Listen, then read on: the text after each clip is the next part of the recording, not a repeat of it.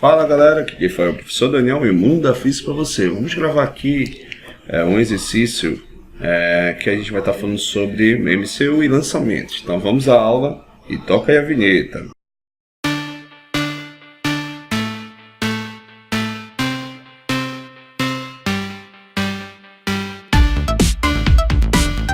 Então a primeira questão diz o seguinte, um corpo em MCU realiza 60 voltas em 15 segundos, sabendo que o raio da sua trajetória vale 1,8 metros, determinar letra A, a frequência e letra B, o período. Lembrando que quando você tem algumas características na MCU, nós damos para você a questão da frequência e a questão do período. Tá? Sabemos que a frequência é o número de voltas associado ao tempo. Tá? Associado ao tempo.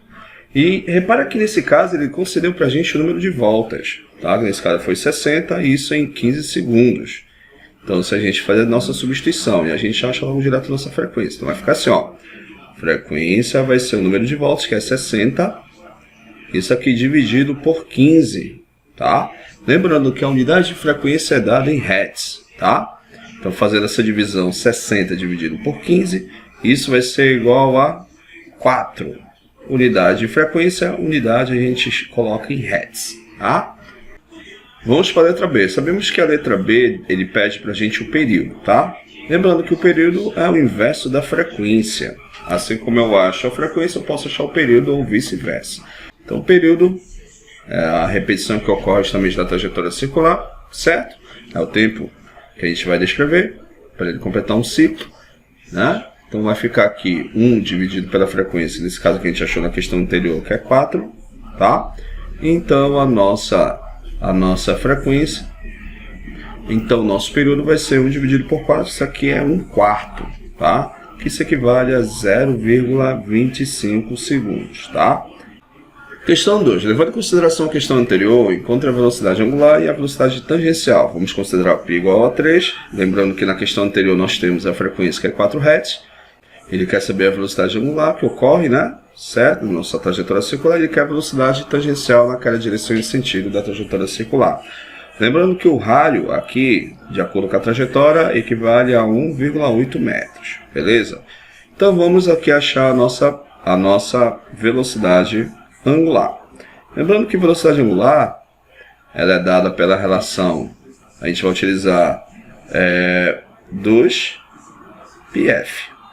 Tá? 2πf, onde o π ele deu para a gente que equivale a 3, então 2 vezes 3, vezes a frequência. A frequência da questão anterior é 4, tá? 4. Então fazendo esse cálculo aqui, fica 2 vezes 3, aqui vai dar 6.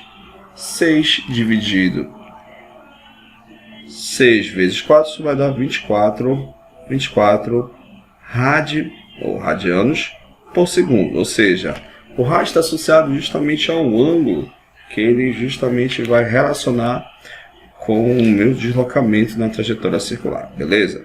Nossa velocidade linear, então vai ficar com a velocidade tangencial naquela direção e sentido do movimento, tá? Que vai ser a rotação associado ao nosso raio da trajetória, então vai ficar assim, a rotação que a gente achou da questão anterior, que é 24, vezes o raio, que é o raio é 1,8. Então, 1,8, beleza?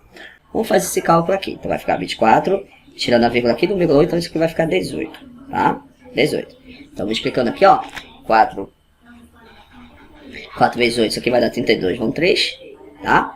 2 vezes 8 vai dar 16 com 3, 19, tá? 1 vezes 4 vai dar 4, 2 vezes 1 vai dar 2, tá? Vai dar 2. Aí faz essa conta aqui de soma, né? Então vai ficar aqui 2, 9 com mais 4, 13, vai 1, tá? 1 com mais 2, 3, com mais 1, 4, tá? Aí colocamos a vírgula aqui, né? Do 1,8. Então a nossa velocidade naquela direção e sentido da trajetória circular vai ficar 43,2 unidade de velocidade porsegundo, tá? Velocidade metros por segundo, tranquilo?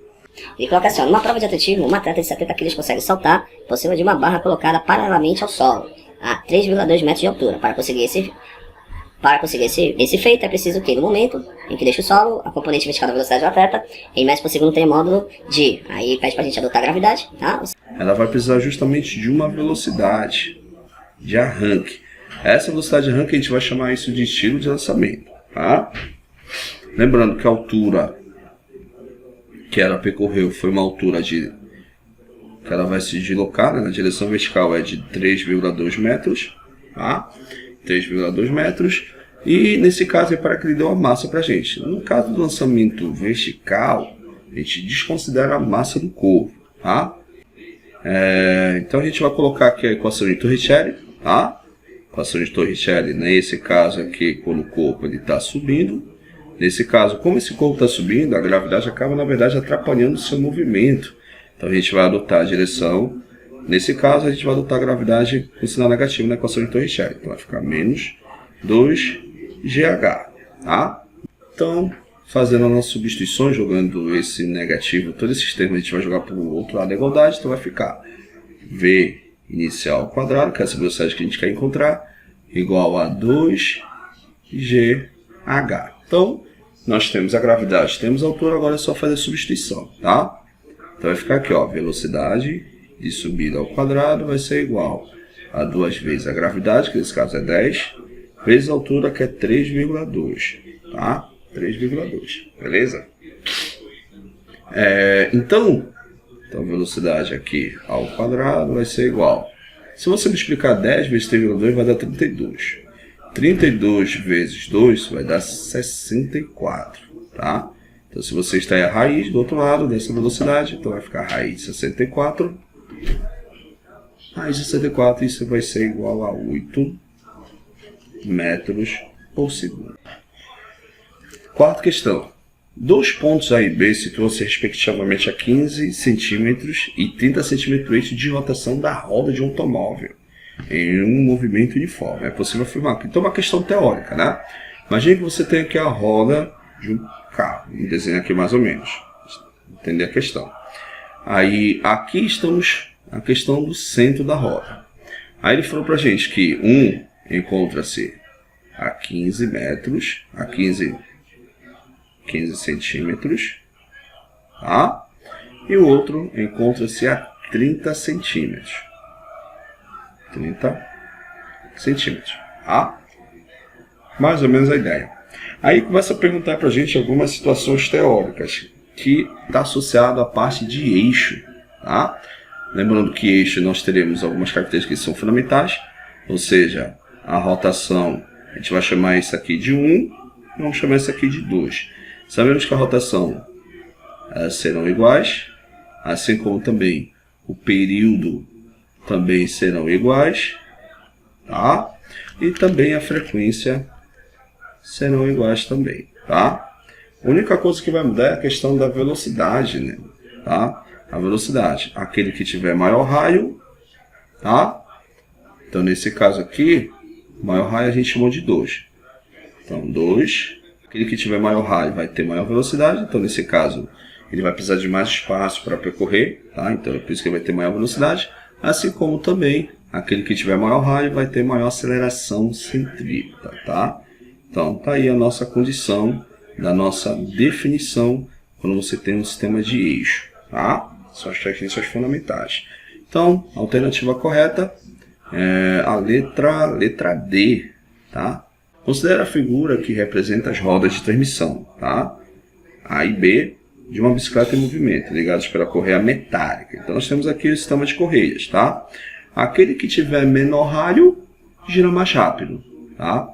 Aquele que tiver maior raio, nesse caso da coroa, nesse caso aqui a rotação, nesse caso, ela vai ser mais lenta.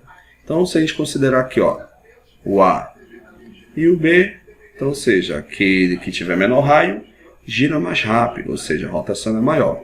Assim como a frequência, nesse caso aqui da minha catraca, ela é maior que a nossa coroa. Então, ou seja, ela gira mais rápido, né? Então, o ciclo de repetições dela também vai ser mais rápido também. Tranquilo? Em relação ao período, repara que esse aqui vai levar um tempo maior para completar uma volta completa, enquanto que aqui, ó, da nossa catraca, aqui nesse caso ela vai levar um tempo menor. Então, nesse caso, o tempo da catraca, a gente chamou aqui de A, vai ser menor que da nossa coroa. tá? Ou seja, o tempo que ele leva é um tempo maior, porque nesse caso esse tempo é associado ao raio, tá? O maior raio, nesse caso da coroa, leva um tempo maior, beleza? Em relação à velocidade aqui, ó, de transmissão, as velocidades elas serão iguais, tá? Velocidades iguais, porque ela vai dar aquela mesma direção e o mesmo sentido, tá? Se você for para frente, porque o sistema girante aqui, tanto da coroa, tanto da catraca, estão numa mesma direção e sentido também, tá? Aquela rotação. E também a aceleração centrípeta, tá? A aceleração centrípeta de A, nesse caso, a sua aceleração centrípeta ela vai ser maior do que a aceleração centrípeta da nossa coroa, tá?